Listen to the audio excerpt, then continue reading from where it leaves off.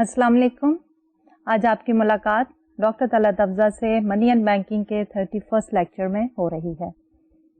आपको याद होगा कि पिछले लेक्चर में हमने डिस्कशन शुरू की थी अबाउट द सेंट्रल बैंक, लेकिन इससे पहले जब हमने ओवरऑल कोर्स के बारे में डिस्कशन शुरू की थी तो वी सेड कि हमारा जो फाइनेंशियल सिस्टम है उसके बेसिक 5 कंपोनेंट्स हैं। The very first one was about the money. So we talked about money, its definition, uses, and then after that we said financial instruments. कि कौन-कौन से financial instruments हैं? There we talked about the short-term instrument and the long-term instrument. Within the short and the long-term, we also talked about कि हमारे पास privately issued instruments कौन से हैं and publicly issued जो है वो इंस्ट्रूमेंट कौन से हैं, यानी गवर्नमेंट बैक्ड कौन से हैं और प्राइवेट कंपनीज की जो बैकिंग होती है जिसपे वो इशू करते हैं वो कौन कौन से फाइनेंशियल इंस्ट्रूमेंट्स हैं। And then we talked about financial markets. उसमें हमने बात की कि मनी मार्केट्स क्या हैं, कैपिटल मार्केट्स क्या हैं, सेकेंडरी मार्केट्स क्या हैं एंड द प्राइमरी मार्केट्स क्या हैं, and we explained all of them with the help of certain examples as well. Then after discussing the financial markets, we started talking about another aspect of our financial system, and that was about the money controlled by the central bank. So the central bank basically plays a very vital and important role in regulating the financial system of any economy. तो इसी central bank के बारे में हमने discussion जो है वो पिछले लेक्चर में शुरू की थी, इसलिए I would before we take on to the today's lecture. अब पिछले लेक्चर में हम बात कर रहे थे कि अगर हमें सेंट्रल बैंक को देखना है तो central bank basically acts as a supervisor, is a custodian of the smooth functioning of our financial system. The central bank has to make sure that all the components of the financial system, they are working properly. And in that perspective, we said we can analyze the role of the central bank from 2 different angles. एक तो angle है हमारा जो कि central bank act करता है on behalf of the government, और दूसरा जो है वो सेंट्रल बैंक का रोल है when the central bank plays an important role to regulate the banking system. अब जब हम फाइनेंशियल इंस्टीट्यूशंस की बात कर रहे थे तो वहां पे भी हमने बात की थी कि एक हमारे पास डिपॉजिटरी फाइनेंशियल इंस्टीट्यूशंस हैं और दूसरे हमारे पास नॉन डिपॉजिटरी फाइनेंशियल इंस्टीट्यूशंस हैं।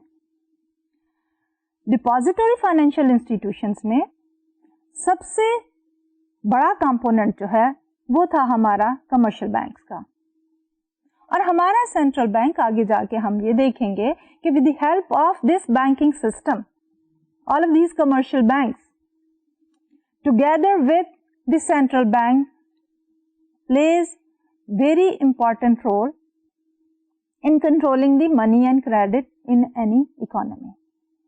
लेकिन उससे पहले हम इंटरैक्शन देख रहे थे कि हमारा central bank acting as the government's bank and they provide us with that particular facility. यानी कि हमारा एक बैंक अकाउंट है, उसमें जब हम मनी डिपॉजिट करते हैं तो हमारा अकाउंट बढ़ता चला जाता है, जिसको हम कहते हैं हमारा अकाउंट जो है वो क्रेडिट हो गया। लेकिन जब हम कोई विड्रॉल करते हैं या हम किसी को पेमेंट करते हैं थ्रू चेक, तो उस सूरत हाल में क्या होता है कि मेरा बैंक अकाउंट या आपका बैंक अकाउंट जब हमने पेमेंट की है तो वो कम हो जाएगा, उसको हम कहते हैं कि हमारा अकाउंट जो है वो डेबिट हो जाएगा। अब the government is an entity. अब गवर्नमेंट को भी अपनी सारी ट्रांजैक्शंस जो हैं फॉर द रेवेन्यूज जिसमें वो टैक्स कलेक्शन करते हैं एंड फॉर द एक्सपेंडिचर जिसमें वो स्पेंड करते हैं on providing health, education and other infrastructure, उसका रिकॉर्ड रखने के लिए they need to maintain their books and they need to open up an account with the central bank. तो central bank basically government को वही services provide करता है जो कि एक कमर्शियल बैंक इंडिविजुअल्स को या बिजनेसेस को प्रोवाइड करता है. सो देयर वी से कि हमारा सेंट्रल बैंक जो है is acting as the government's bank. इसका रोल क्या है कि वो, जैसे हम कहते हैं कि हमारे जो कमर्शियल बैंक्स हैं उनकी वजह से हमें एक और भी फैसिलिटी मिलती है कि हमारी सारी पेमेंट्स एंड रिसीट का रिकॉर्ड जो है मेंटेन किया जाता है. अगर हम अपनी कैश स्टेटमेंट को देखें तो that will give us the detail of all the transaction we have undertaken over a particular period of time, कि किसी टाइम में हमने जो भी विड्रॉल्स की हैं और जो भी डिपॉजिट्स किए हैं, जो पेमेंट्स की हैं, जो रिसीट्स हुई हैं, वो सारी बड़े सिस्टमेटिकली डेट वाइज जो है हमारा रिकॉर्ड जो है वो मेंटेन करता है हमारा central bank, commercial bank. Similarly government के अकाउंट्स को भी इसी तरह मेंटेन करने के लिए जो फैसिलिटी सेंट्रल बैंक प्रोवाइड करता है, it's just the same facility we enjoy with any commercial bank.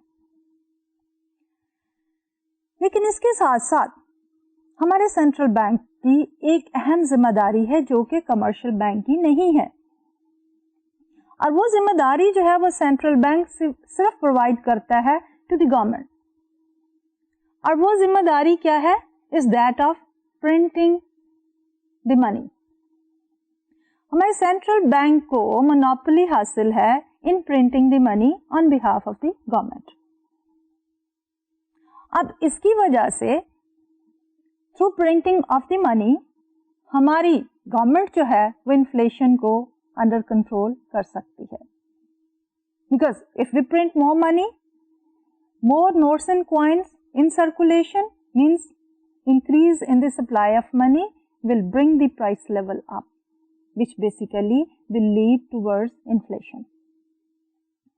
इसके साथ एक और भी है कि जब सेंट्रल बैंक मनी प्रिंट करता है और सेंट्रल बैंक की मोनोपोली है तो basically is a profitable business. If you look at the printing of 1000 rupees note, उस पर कितना खर्चा आता है? Of course, the expenditure is not that much. But the value of that piece of paper, which we call as a 1000 rupees note, is definitely much higher than 1000.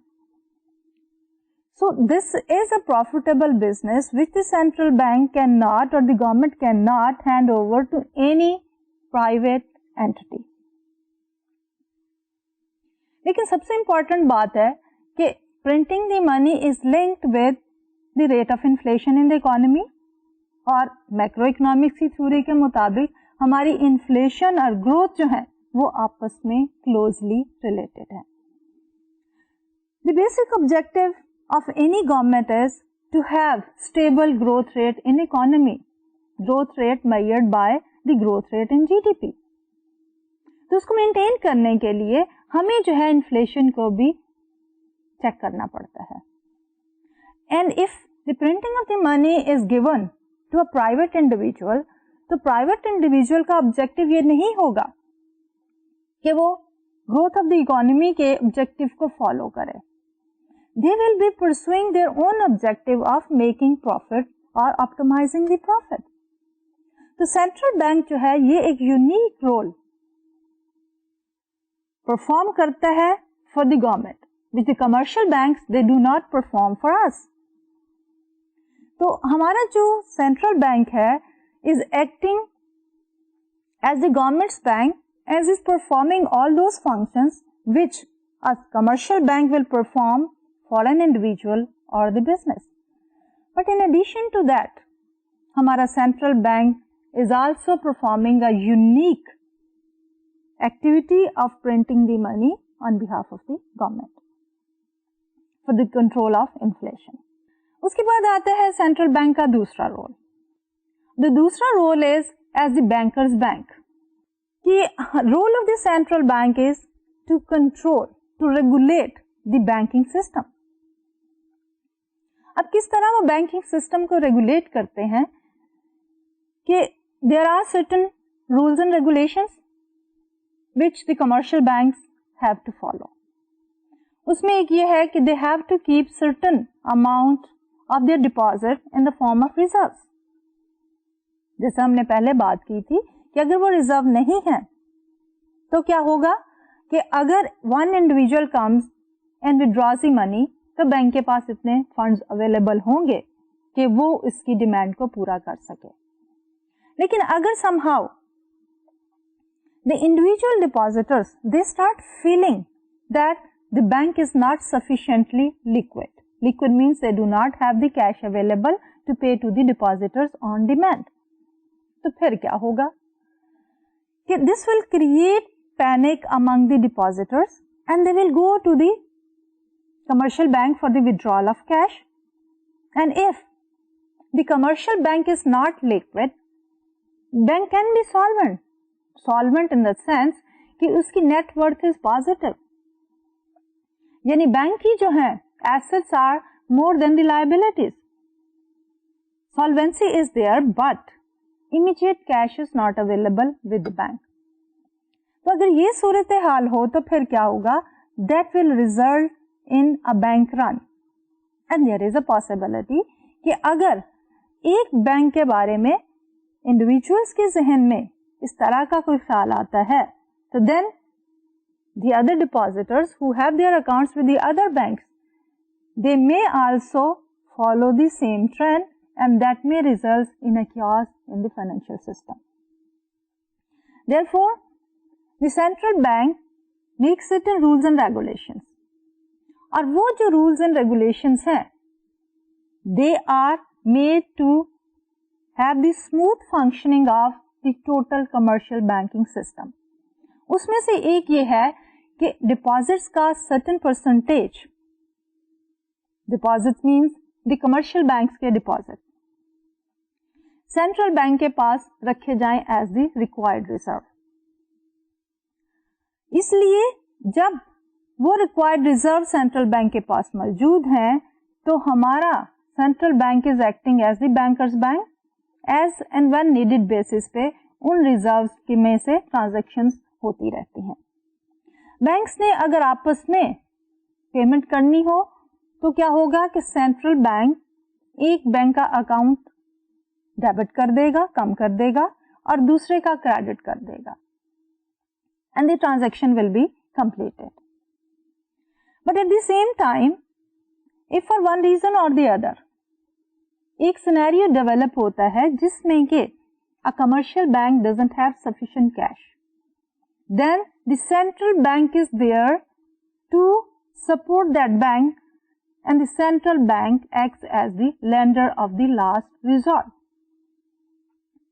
If the bank doesn't have sufficient cash, the bank can go to the central bank and borrow from the central bank. So there the role of the central bank is acting as the lender of last resort. And that commercial bank can meet the withdrawal demands of the depositor and the bank can keep on functioning smoothly. तो जब bankers bank की बात करते हैं, हम जब ये कहते हैं कि हमारा सेंट्रल बैंक जो है एक्ट करता है एज अ बैंकर्स बैंक, तो दो काउंट पे एक्ट करता है। नंबर वन कि वो जो है बैंक्स के रिजर्व्स अपने पास मेंटेन करता है। बैंक के रिजर्व जो है, कमर्शियल बैंक के रिजर्व आई मीन, वो जो है बैंक्स के पॉइंट ऑफ व्यू से एसेट है, लेकिन हमारा जो सेंट्रल बैंक है उसके पॉइंट ऑफ व्यू से वो लायबिलिटी है। और उसके अलावा in the time of need when the banks become illiquid but they are solvent, then the commercial bank also act as the lender of the last resort. तो ये तो थे हमारे सेंट्रल बैंक के roles, the one role as the government's bank and the other role as the banker's bank. अब हम बात करना चाहेंगे कि बेसिकली हमारा ये जो सेंट्रल बैंक है वो किस custodian of the financial system. अब उस फाइनेंशियल सिस्टम के मुख्तलिफ आर्गुमेंट्स हैं। मुख्तलिफ कंपोनेंट्स हैं और सबसे इम्पॉर्टेंट कंपोनेंट जो है वो हमारे कमर्शियल बैंक का है। तो हमारा सेंट्रल बैंक जो है through the commercial bank tries to achieve certain objective. अब वो कौन कौन से ऑब्जेक्टिव हैं? नॉर्मली जो है हम ये कह सकते हैं कि हमारा जो सेंट्रल बैंक है उसकी जो है 4-5 मेन ऑब्जेक्टिव हैं जिसको उसने अचीव करना है, लेकिन उसका रोल वही रहेगा कि as the supervisors, as the regulator.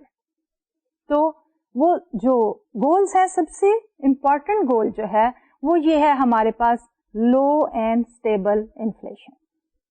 सबसे पहला रोल जो है वो सेंट्रल बैंक का, that can be categorised as the low and stable inflation rate because the inflation and the growth they are very closely related. आगे जाके हम इस पे मजीद डिस्कशन भी करेंगे, लेकिन अभी हम सिर्फ जो है इन गोल्स को लिस्ट डाउन करते हैं। उसके बाद number 2 is the growth. So high growth but of course the stable, high and the stable growth। और उसके साथ साथ एम्प्लॉयमेंट जो है वो भी बहुत इंपॉर्टेंट है। देयरफॉर जो हमारा सेकंड गोल या ऑब्जेक्टिव या स्ट्रेटजी या जिसको हम कहें कि टारगेट है फॉर द सेंट्रल बैंक, तो वो ये है कि high and stable growth along with the high employment rate. उसके बाद stable financial system. Financial system से मुराद है financial markets. So the central bank is also responsible for maintaining stability in the financial markets. And for that, the central bank definitely makes certain rules and regulations. उसके बाद है हमारे पास stable interest rates. Of course, interest rate जो है वो बहुत important है for the borrower and the lender. And the act of lending to the borrowers who want to invest basically leads to higher investment and of course the higher growth in your output level. So the interest rate is very important. So in order to encourage the investment, we need to focus on the interest rate, that they should be stable.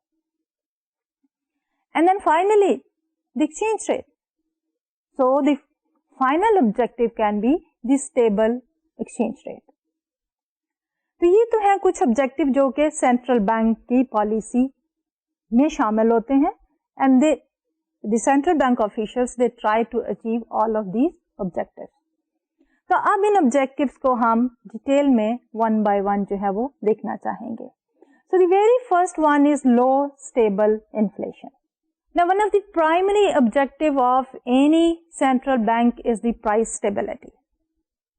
And why we are saying price stability while we are talking about inflation? के बाद तो हम inflation की कर रहे हैं, फिर हम क्यों कह रहे हैं प्राइस स्टेबिलिटी?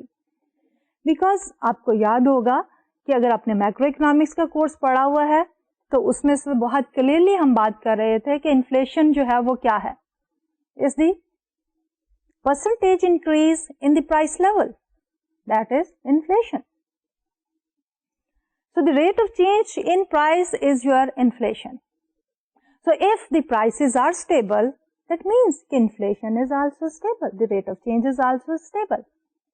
Therefore, बहुत से जो सेंट्रल बैंक है वो अपना प्राइम ऑब्जेक्टिव जो है वो रखते हैं प्राइस स्टेबिलिटी का। अगर हमारे पास प्राइसेस स्टेबल होंगी तो banks will be able to minimize the rate of inflation. Now, the rationale for keeping the economy inflation free is that money is useful as a unit of account and as a store of value is enhanced when its purchasing power is maintained. अब हमने बात की थी money की, and there we said कि money के जो है मुख्तलिफ फंक्शंस हैं। सबसे पहला जो हम डेली लाइफ में करते हैं, we use the money as a medium of exchange, as a payment system जिसके अंदर मनी दे के we can purchase any goods and service, that is the first function of money.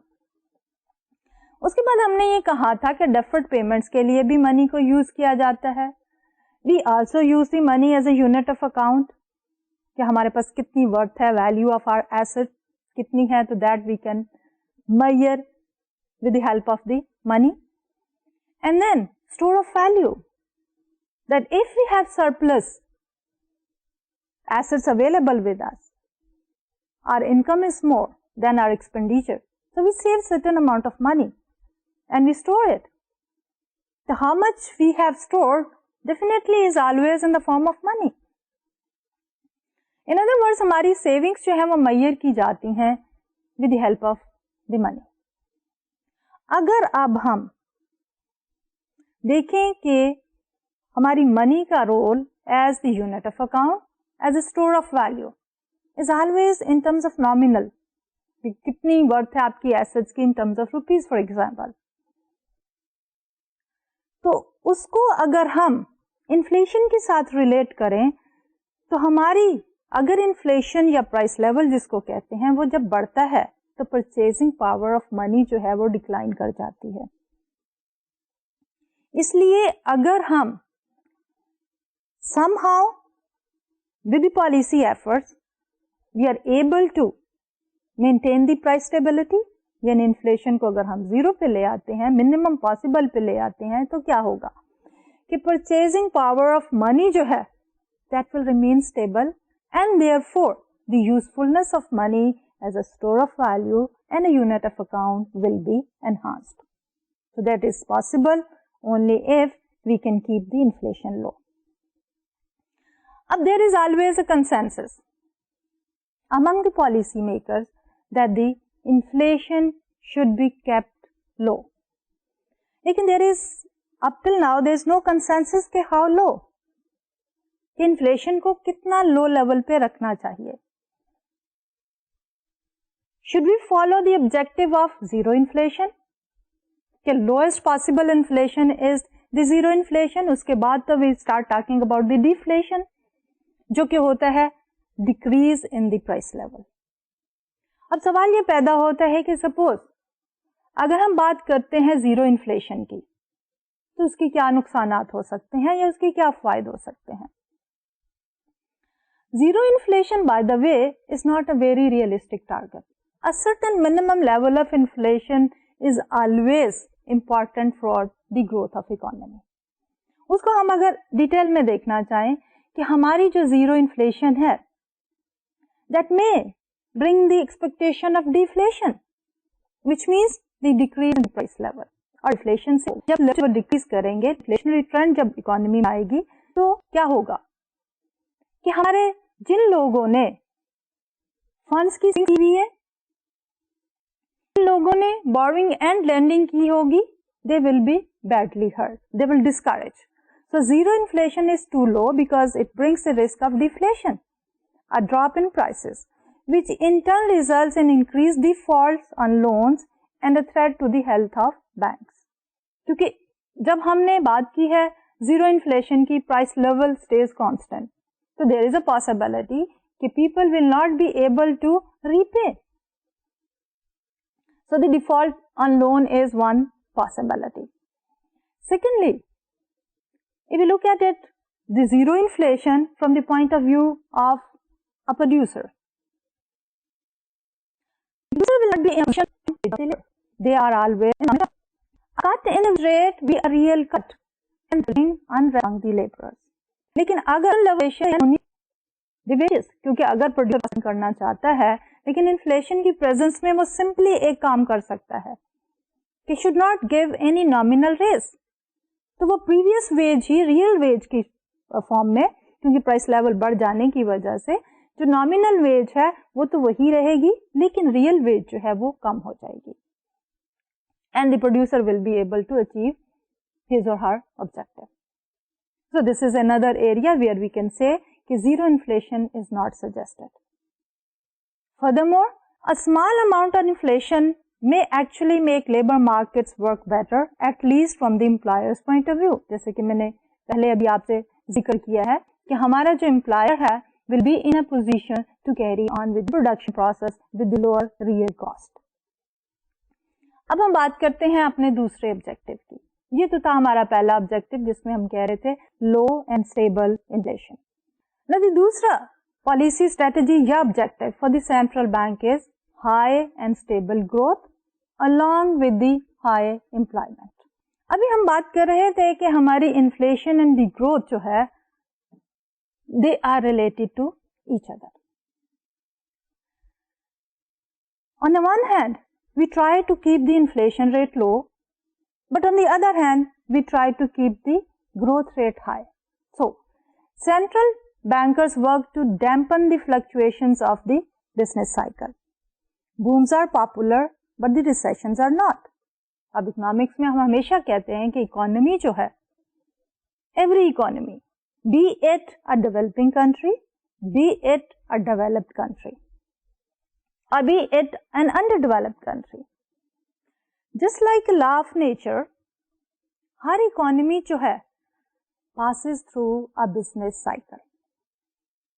अब उस बिजनेस साइकिल के नॉर्मली हम economist के point of view से ये कहते हैं कि 4 फेजेस होते हैं. We talk about the recession, जो कि लोएस्ट पॉइंट है जब इकोनॉमी स्लोएस्ट होती है. Then we talk about the recovery, जब इकोनॉमी थोड़ा सा ग्रोथ की तरफ जाती है. And then we talk about the boom, which is the height of the economic activity, and then of course followed by the decline. अब हर economy जो है वो इस बिजनेस साइकिल को एक्सपीरियंस करती है.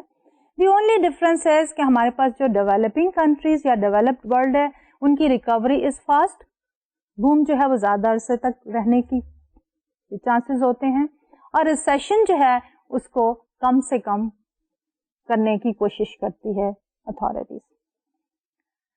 अब इस बिजनेस साइकिल में it is always there.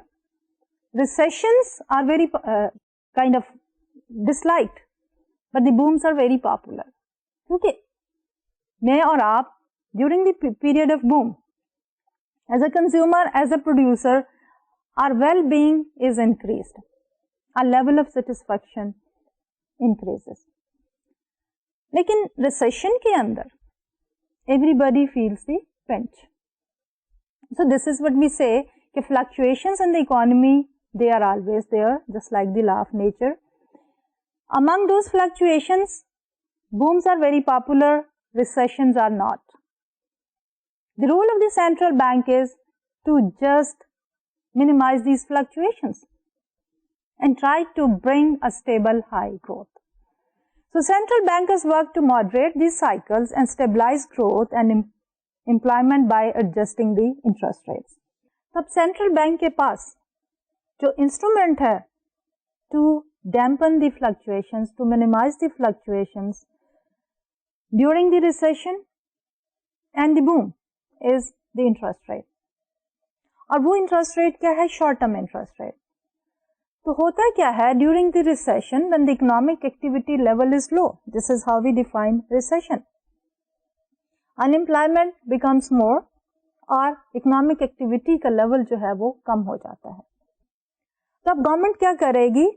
Will change the interest rate and rather government जो है वो इंटरेस्ट रेट्स को लो कर देगी. तो जब इंटरेस्ट रेट लो हो जाते हैं, there is a natural tendency कि बोरोइंग जो है वो अट्रैक्टिव हो जाती है. Consumers they would like to borrow, for example अपनी ड्यूरेबल गुड्स के लिए, हाउसिंग के लिए. लेकिन दूसरी तरफ जो बिजनेसेस हैं वो भी बोरो करेंगे in order to further make investments, क्योंकि interest rate is cost of capital. Cost of capital जब लो हो जाएगी तो they would like to expand the businesses.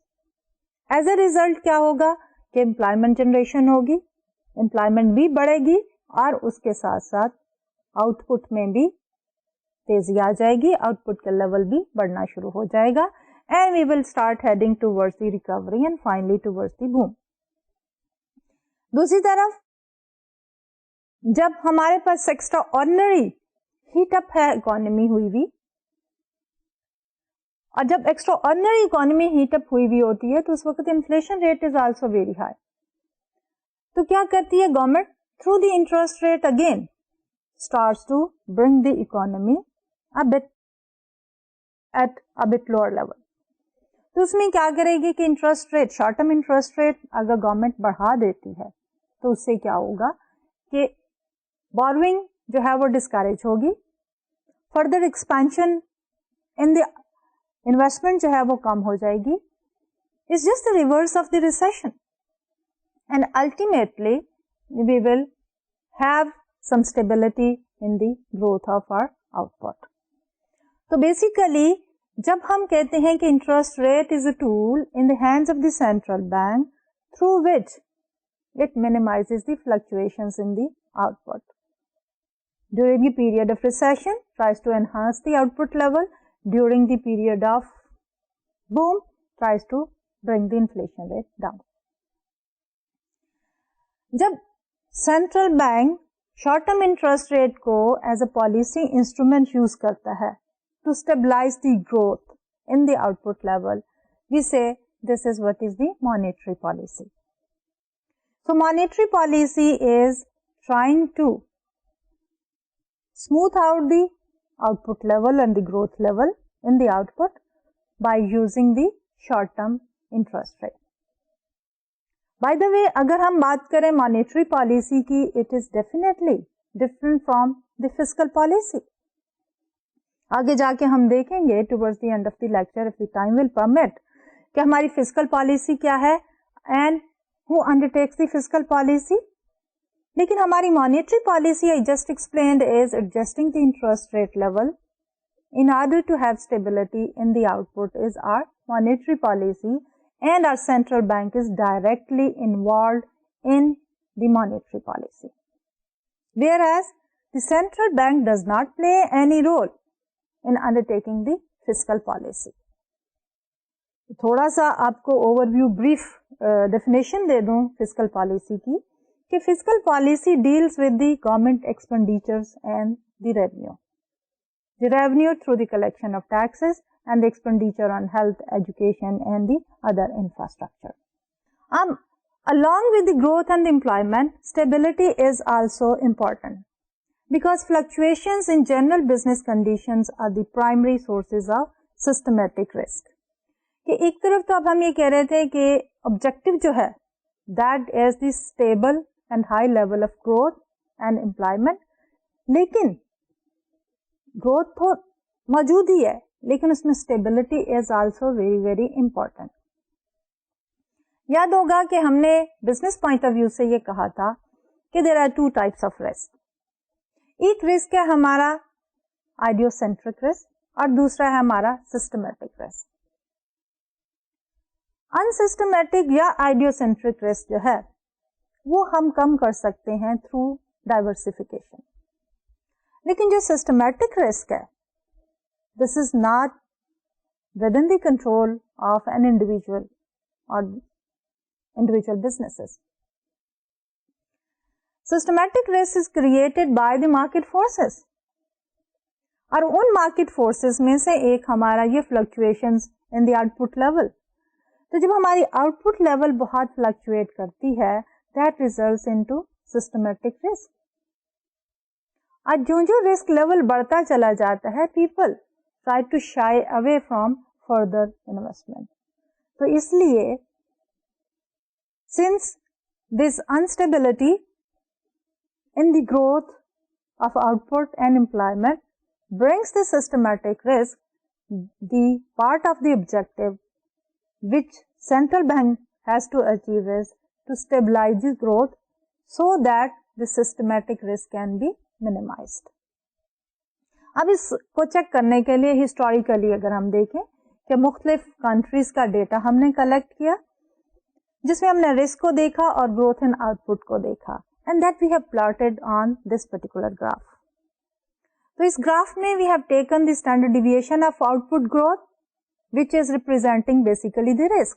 आपको याद होगा कि जब हम रिस्क की बात कर रहे थे तो हमने ये कहा था कि रिस्क को हम किस तरह मेजर कर सकते हैं, और उस मेजर में हमारे पास थी standard deviation, statistical major of risk, जो कि हमें देती है एवरेज से डिस्पर्शन कितनी है, प्लस एंड माइनस दोनों, नेगेटिव पॉजिटिव डिविएशन कितनी है.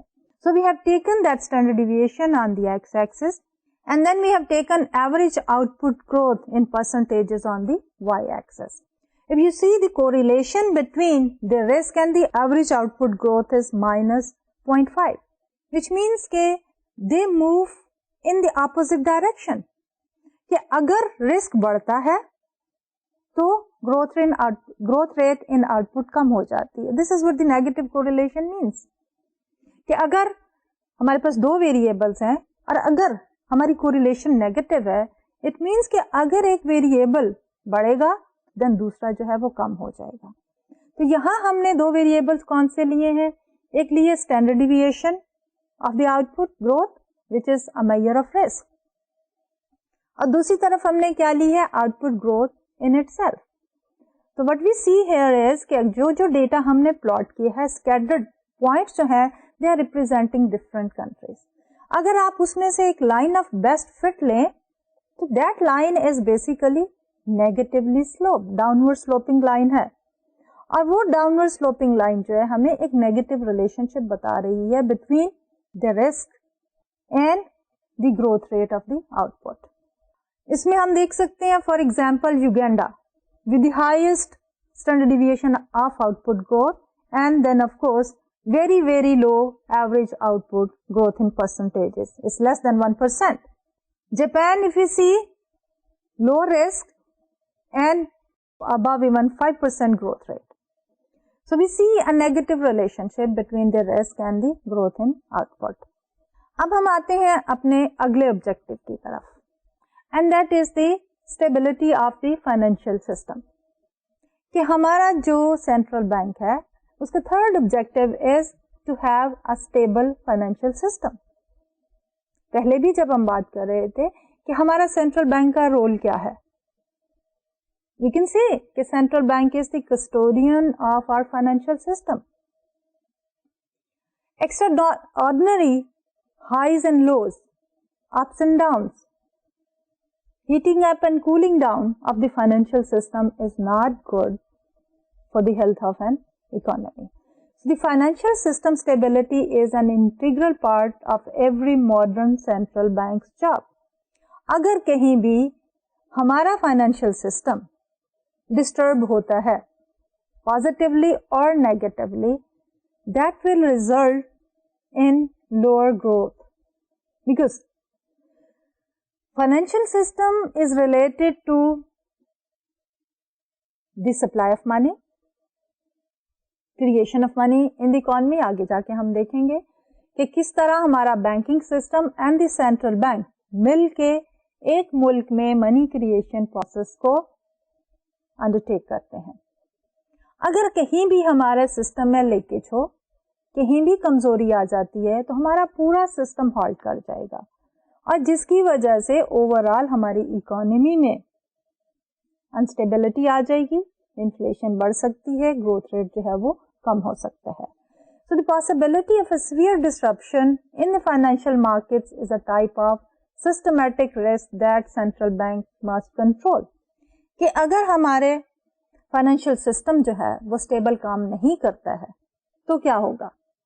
Overall risk of doing business बढ़ जाता है. Going back to the type of risk again, जैसे कि पहले भी मैंने कहा था कि this is not an idiocentric risk, it's not an unsystematic risk, जो कि businesses जो हैं वो diversification से जो हैं वो कम कर सकते हैं.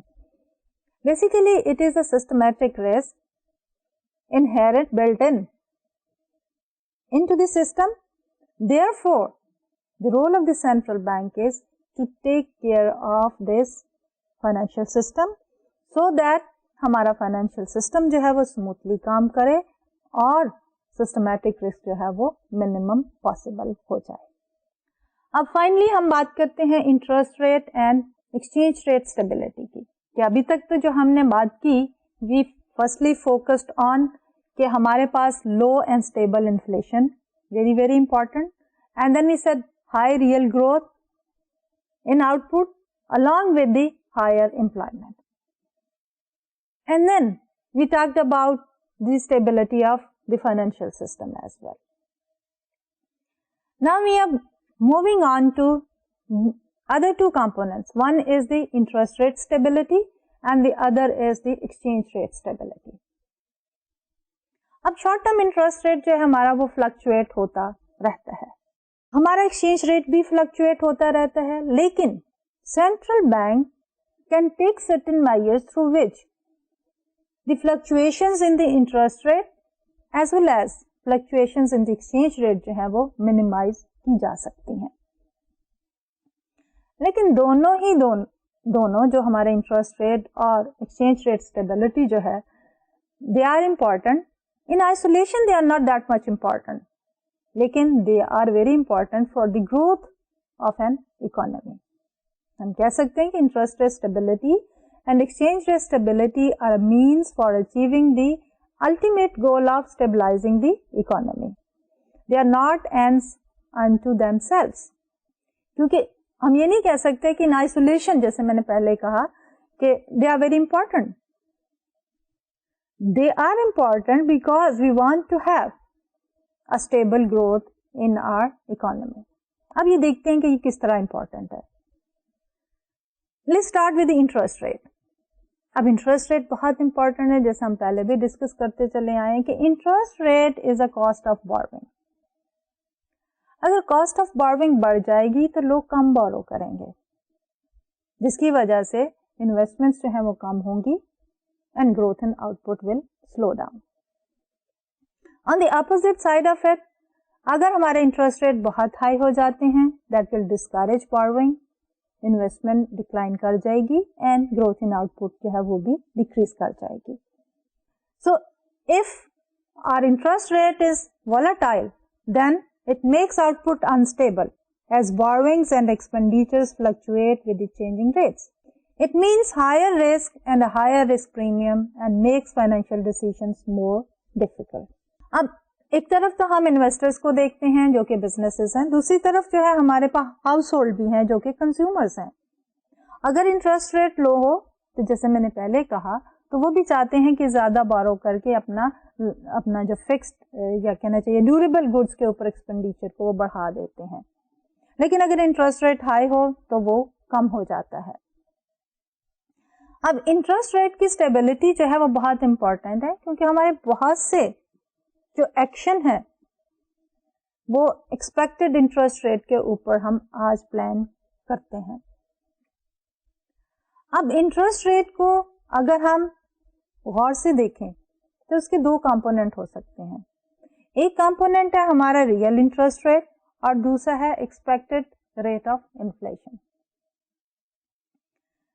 अगर हमारा पहला ऑब्जेक्टिव जो है इन्फ्लेशन अगर हमारी स्टेबल है तो एक्सपेक्टेड रेट ऑफ इन्फ्लेशन जो है वो फोरकास्ट करनी बहुत आसान हो जाती है, and so will be the forecasted interest rate in future. तो अगर हमारी इकोनॉमी स्मूथली फंक्शन कर रही हो, we will be able to forecast the inflation, expected inflation हमारे पास होगी, और उसके साथ साथ हम बात कर सकते हैं expected interest rate in future as well. लेकिन अगर अनसर्टेनिटी ज्यादा हो तो it becomes very difficult to forecast the inflation and therefore forecast the expected interest rate in future. और ये वो चीजें हैं जो कि एक इंडिविजुअल इन्वेस्टर के कंट्रोल में नहीं है। और अगर हमारा इंटरेस्ट रेट फ्लक्चुएट करता चला जाए तो क्या होता है कि that brings uncertainty, and because of the uncertainty the growth of an economy जो है that cannot remain stable because that brings risk।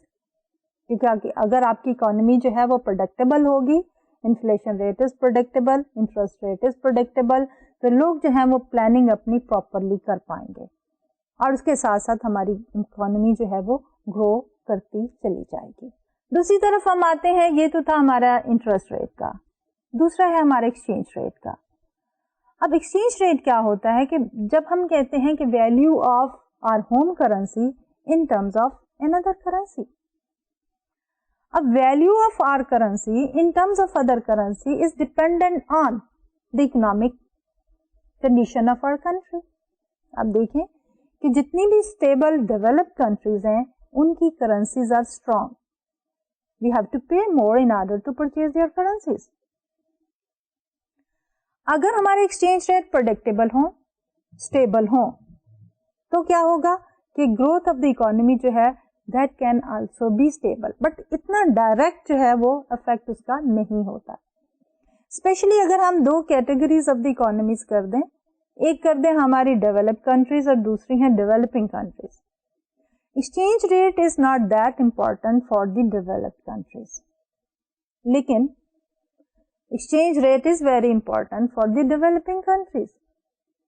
Why?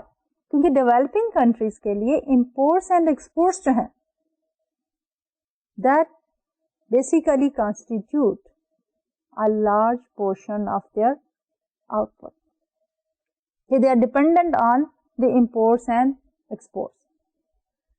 So when they are dependent on exports and imports, then the exchange rate is more important.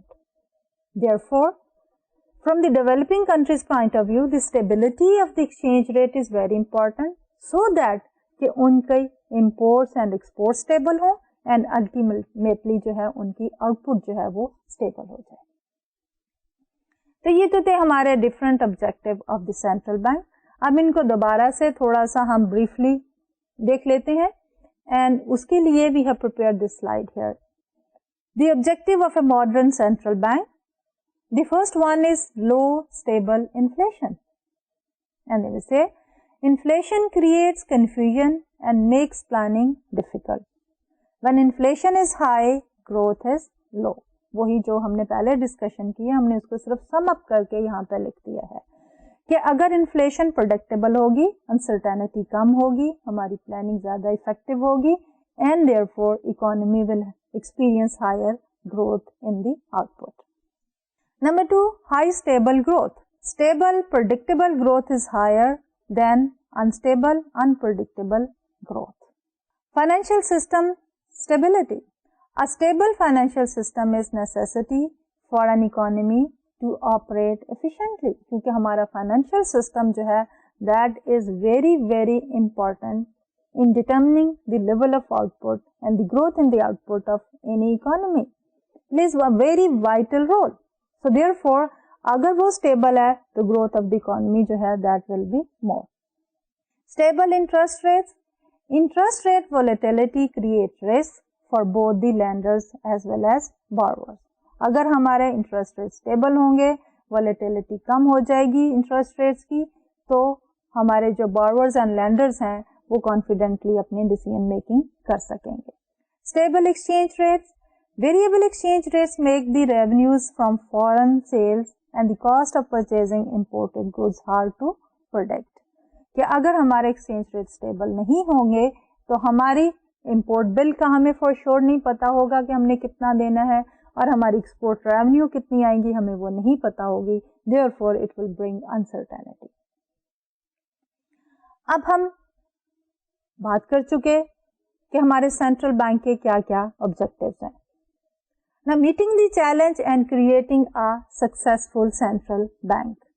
अब इसमें हम ये देखना चाहेंगे कि किस तरह हम एक कामयाब सेंट्रल बैंक बना सकते हैं। कि ये तो सारे ऑब्जेक्टिव हैं, हमारे पास सर्टन सिस्टम्स भी हैं, मैकेनिज्म है, शॉर्ट टर्म इंटरेस्ट रेट है, तो we can create a successful central bank. तो before we go into the detail of that, I think the time does not permit us in today's lecture, तो हम इस discussion को जो है वो इन डिटेल जो है अगले लेक्चर में कवर करेंगे, और उसमें हम ये बात करेंगे कि हमारा एक सक्सेसफुल सेंट्रल बैंक जो है उसकी क्या क्या कैरेक्टरिस्टिक्स होनी चाहिए। उसमें 2-3 बातें जो है मोस्टली हम टेकअप करेंगे, जिसमें हम बात करेंगे कि हमारा एक सेंट्रल बैंक जो है वो इंडिपेंडेंट होना चाहिए, independent of all political pressures. Accountability भी होनी चाहिए to the general public. They should be transparent in their transactions, क्योंकि उससे जो है ट्रांसपेरेंसी एंड अकाउंटेबिलिटी जो है that motivates a business or any organization to be systematic in their approach and making the optimal decisions. And central bank should also be very clear in its communication with the other banks and the participants of the financial system. तो इन सारों को हम detail में जो है वो इंशाल्लाह अगले लेक्चर में कवर अप करेंगे। For the time being, before we close our today's lecture, मैं ये चाहूंगी कि हम आज के लेक्चर को थोड़ा सा रिवाइज कर लें।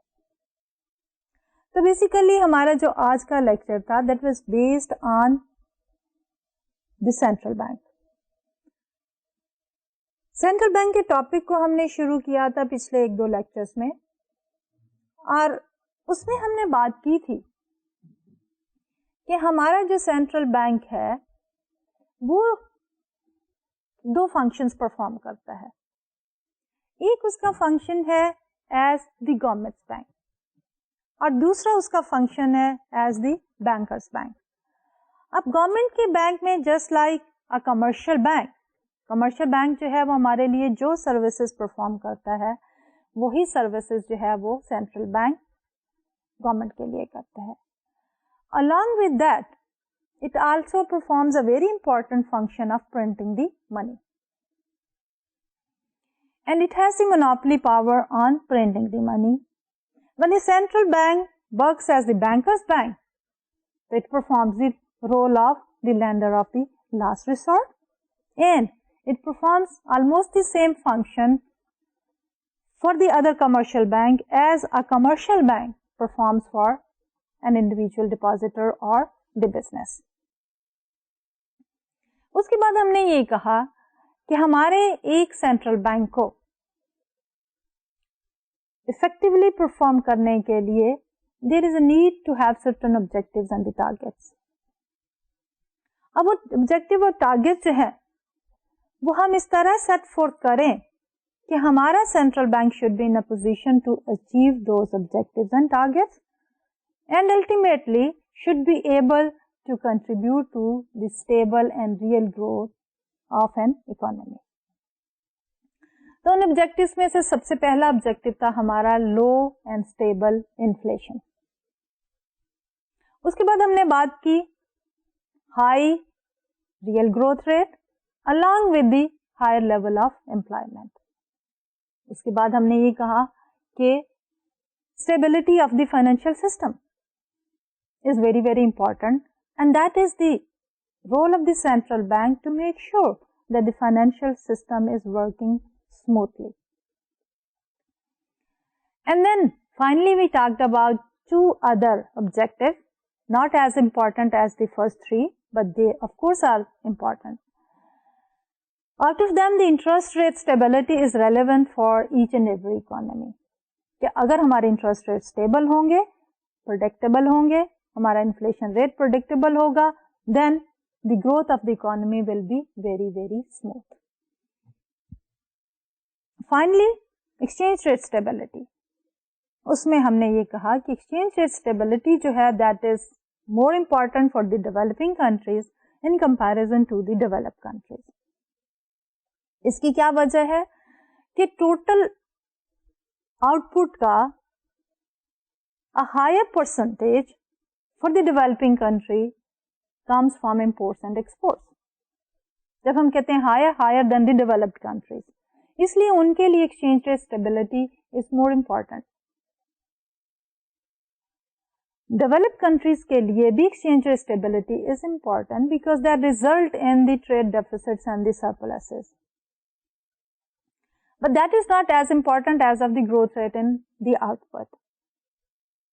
तो ये तो कुछ ऑब्जेक्टिव्स हैं जो कि हमारे सेंट्रल बैंक को अचीव करने हैं, and every central bank tries to achieve all of these objectives.